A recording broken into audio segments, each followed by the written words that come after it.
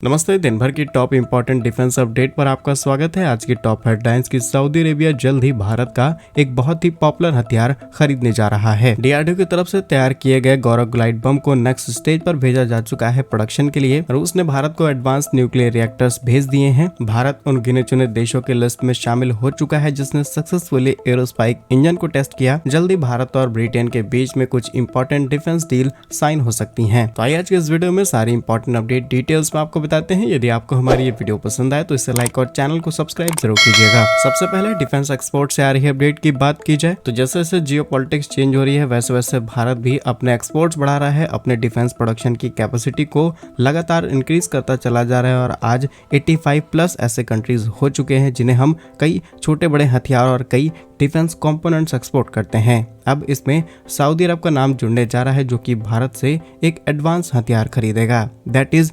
ATAGS, जिसे हम advanced towed artillery gun system के नाम से जानते हैं। यहाँ पर 155:52 वाली इस आर्टिलरी गन सिस्टम को सऊदी अरब खरीदने की तैयारी में है और इससे पहले भी सऊदी अरब ने इस गन सिस्टम को खरीदने का इंटरेस्ट शो किया था जब भारत की तरफ से 155 mm और 52 कैलिबर वाले इसी गन सिस्टम का परीक्षण भारत की तरफ से किया गया। तब सऊदी अरब ने इंटरेस्ट दिखाया कि हमें ये खरीदना है, लेकिन उसके बाद कोई डील फाइनल स्टेज पर नहीं पहुंच पाई। लेकिन अब जहां भारत ने न सिर्फ सक्सेसफुली इसे बना करके टेस्ट कर लिया है बल्कि इसके एक्सपोर्ट भी शुरू हो चुके हैं। रिसेंटली जो एक्सपोर्ट हुआ है वो हमने अर्मीनिया को किया है और रिसेंटली बोलना शायद सही ना हो क्योंकि 2023 में हमने अर्मीनिया को ये सिस्टम एक्सपोर्ट किया। रिपोर्ट्स के मुताबिक 84 यूनिट्स भारत की तरफ से अर्मीनिया को एक्सपोर्ट की गई हैं जिसका इस्तेमाल वो अजरबैजान के खिलाफ साथ ही साथ अपनी नेशनल सिक्योरिटी के लिए आसानी से कर पा रहे हैं। तो सक्सेसफुली भारत का बनाना, इसे टेस्ट करना, एक्सपोर्ट करना, उसके बाद जो ट्रस्ट है वो अलग अलग देशों का बढ़ता चला जा रहा है और न सिर्फ सऊदी अरेबिया बल्कि आपको साउथ अमेरिका से भी कई कंट्रीज देखने को मिलेंगे लाइक ब्राजील,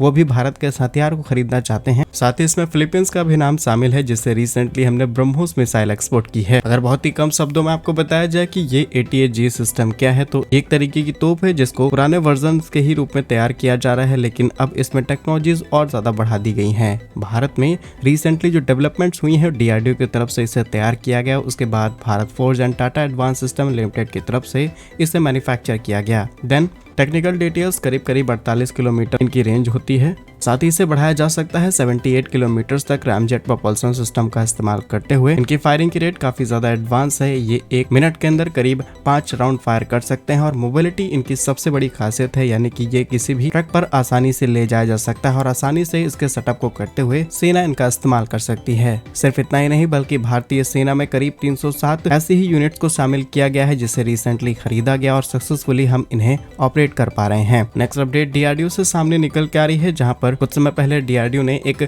नए ग्लाइड बम जिसे हम गौरव के नाम से जानते हैं और इसका नाम है लॉन्ग रेंज ग्लाइड बम, जिसे आप एक छोटी मिसाइल कह सकते हैं। ये अब अपने LRIP यानी कि लो रेट इनिशियल प्रोडक्शन स्टेज में जा चुका है, यानी कि इसके बाद एक और हथियार हमारी सेना में शामिल होने वाला है। फिलहाल इस तरीके के हथियारों का इस्तेमाल हवा से सटीक हमलों को करने के लिए किया जाता है। और डिटेल्स की बात की जाए तो 1000 किलोग्राम एयर लॉन्च बॉम्ब जिसे लॉन्ग डिस्टेंस को आसानी से टारगेट करने के लिए किया जाता है। इसके अलावा इसके अंदर कुछ एडवांस फीचर जैसे कि नेविगेशन, हाइब्रिड नेविगेशन का इस्तेमाल किया जाता है जिसमें GPS और इंटरनल नेविगेशन सिस्टम यानी INS का इस्तेमाल किया जाता है ताकि ये आपस में सिंक करते हुए इजिली ऑपरेट किया जा सके और अगर GPS एंड टाइम पर काम न करे तो दूसरे सिस्टम का इस्तेमाल किया जा सके। इसकी रेंज 50 से 150 किलोमीटर के आसपास है और इनकी एक्यूरेसी बहुत ज्यादा हाई है। पॉइंट टू पॉइंट ये आसानी से हमले कर सकते हैं। आसानी से इन्हें किसी फाइटर जेट्स लाइक सुखोई 30 से लॉन्च किया जा सकता है। भारत की तरफ से 2024 अगस्त में सक्सेसफुली इसे टेस्ट किया गया था सुखोई 30 MKI एयरक्राफ्ट से, लेकिन इसका प्रोडक्शन अडानी डिफेंस की तरफ से किया जा रहा है और अपने नेक्स्ट स्टेज पर प्रोडक्शन के बाद ये जल्द ही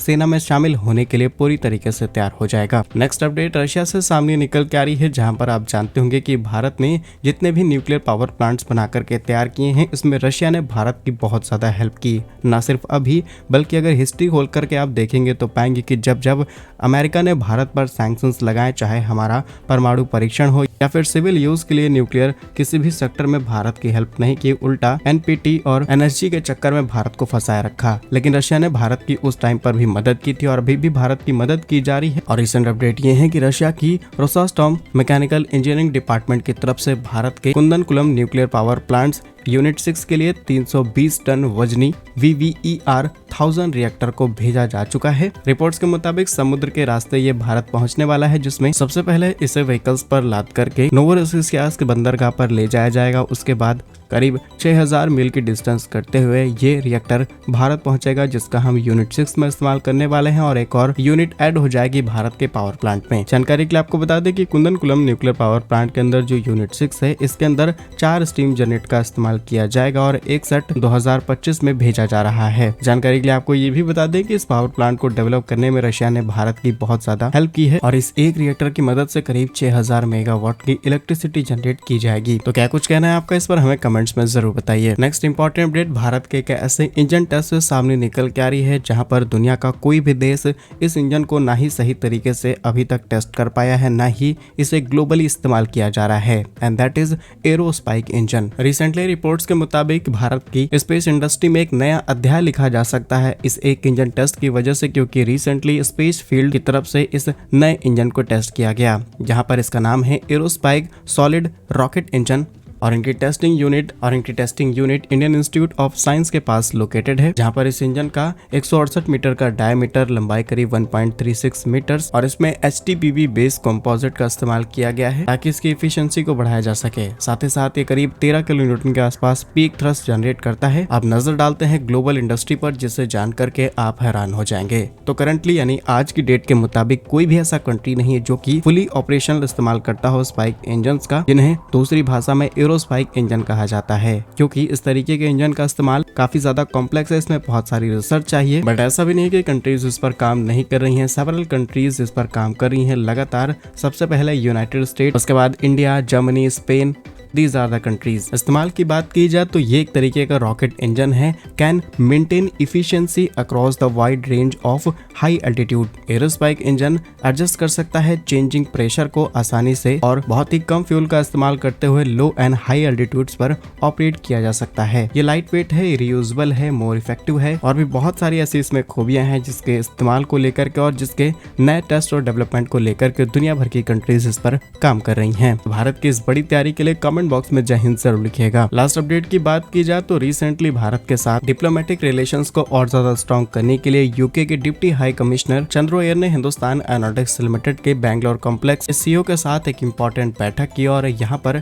कई इंपॉर्टेंट डिस्कशंस किए गए हैं और इस बैठक के दौरान बातचीत की गई है एरो इंडिया 2025 को लेकर के, जिसमें ब्रिटेन भारत के लिए एक इम्पोर्टेंट पार्टनर बन सकता है और पॉसिबिलिटीज आर वेरी हाई कि इस शो के अंदर आपको बहुत सारी ऐसे डिफेंस इक्विपमेंट्स देखने को मिल सकते हैं जो कि ब्रिटेन के और फ्यूचर में भारत और ब्रिटेन के बीच उसी डिफेंस इक्विपमेंट्स को लेकर के पार्टनरशिप की जाए, सो दैट आने वाले फ्यूचर में ना सिर्फ डिप्लोमेटिक रिलेशंस अच्छे हों बल्कि डिफेंस टाइज और ज्यादा इंप्रूव किए जा सकें। तो क्या कुछ सोचते हैं आप इन सभी खबरों पर कमेंट्स में जरूर बताइए। भारत के ऐसे ही वीडियोस पाने के लिए वीडियो को लाइक, चैनल को सब्सक्राइब जरूर कीजिए। वंदे मातरम, भारत माता की जय।